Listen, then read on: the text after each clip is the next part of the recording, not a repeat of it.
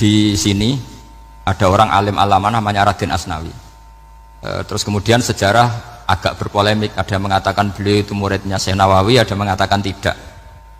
Apapun itu yang saya yakini adalah beliau ya saling istifadah lah, saling bermanfaat bagi Syekh Nawawi Banten. Saya punya catatan sejarah banyak tentang Raden Asnawi karena guru-guru kita itu akan ketemu di Syekh Nawawi Banten. Yaitu kita tahu misalnya saya ngaji Mbah Mun ngaji Mbah Zubair misalnya ngaji Syekh Fakih Mas Kumambang, ngaji Mbah Mahfud, terus ngaji Said Abi Bakar Sato, terus ngaji Sayyid Zaini Dahlan. Kalau keluarga sini mungkin misalnya Gus Hafid, Mbah Niam, Mbah Zuhri, terus Raden Asnawi. Raden Asnawi kita tahu nikah dari istri mudanya Syekh Nawawi, yaitu Nyai Hamdana. Saya sering diceritani Mbah Mun, terus Nyai Hamdana punya anak yang namanya Zuhriyah dari Syekh Nawawi.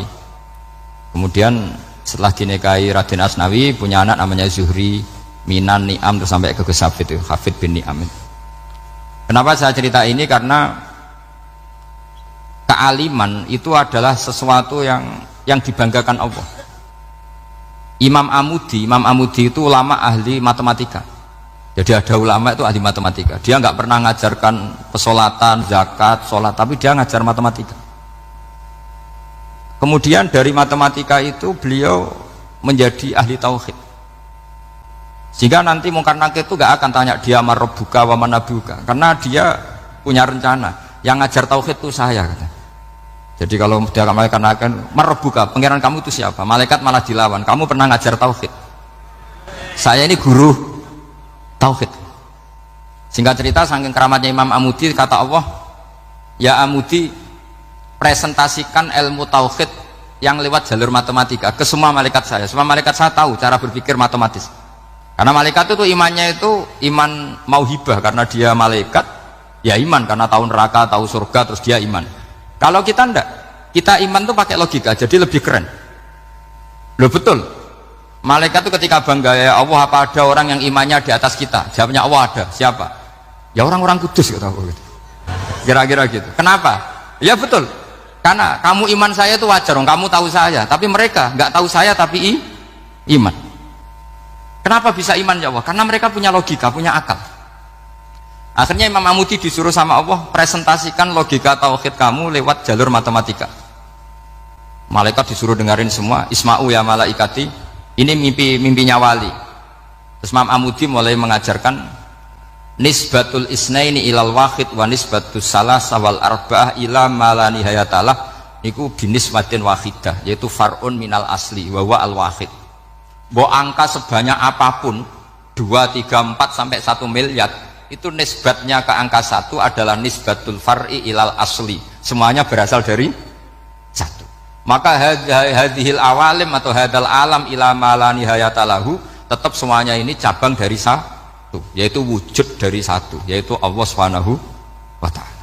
Sehingga semenjak itu ditiru sekian ulama. Akhirnya malaikatnya mantuk karena kepastian kalau Allah satu yang diyakini malaikat itu sepasti logika yang dibangun orang-orang manusia ini, padahal tidak ngerti Allah Subhanahu wa ta'ala karena pakai akal. Sehingga di pondok itu orang harus ngerti mantek. Orang mantek itu ilmu yang jelimet tapi menyenangkan. Biasanya sing sinau ambek rokokan, sawangannya kayak filosof. Jadi paling gak agak paham dia alasan. Yang penting nikmati rokok, tak pikir nikmati pemikirannya, ternyata nikmati rokok.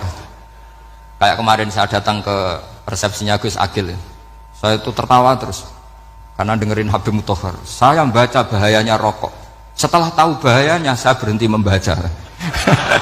Tak pikir itu kan setelah tahu bahayanya saya berhenti merokok, ternyata enggak, saya baca bahayanya apa? Merokok. Setelah saya baca, maka saya berhenti membaca, gitu. Bukan berhenti merokok. Itu ilmu kelas tinggi seperti itu harus mantap. Pernah beliau ditegur dokter, Beb, kalau rokok terus nanti mati. Tenang saja, saya masih bawa korek. Dikira itu kan orangnya yang mati, ternyata beliau enteng saja. Santai aja dok, saya masih bawa korek. Jadi saya bukan nyarankan santri rokok, tapi orang rokok itu memang punya logikanya sendiri. Kalau Banafek Hajen itu masih pernah bahas saya juga. Karena Banafek juga turunan Mbah Mutamakin. Hak, rokok itu haram tau ora? Nak cara kula darani haram sebuti bah. Lah iya, nak haram ya bener aku. Mulane tak obong, barang haram apike itu obong. Jadi saya sama orang-orang sepuh itu tidak pernah menang. Jadi apa ya? Mereka itu orang yang sudah lama gimana ya? Mau dikatakan bulat itu ya, tapi memang nggak pernah kalah mereka.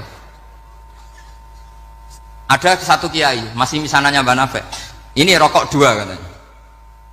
Bagi yang nggak ngerokok berarti membiarkan 2 haram masih. Bagi yang merokok berarti mengurangi haram. Kalah lagi saya. Jadi saya tuh pernah dibully 2 mbah saya. Karena 2 mbah saya ini rokok semua. Akhirnya saya sing nom ngalah gitu. Karena saya tidak mungkin bilang sing waras ngalah karena kalah sepuh gitu. Jadi ya sudah, mau tidak mau harus bilang sing nom kalah. Tapi yang penting itu kita mendengar. Jadi ternyata sepinter-pinternya kita itu mesti kalah pinter sama yang sepuh-sepuh itu. Jadi kalau tahu bahayanya rokok lewat membaca ya harus berhenti merokok. Berhenti membaca kan.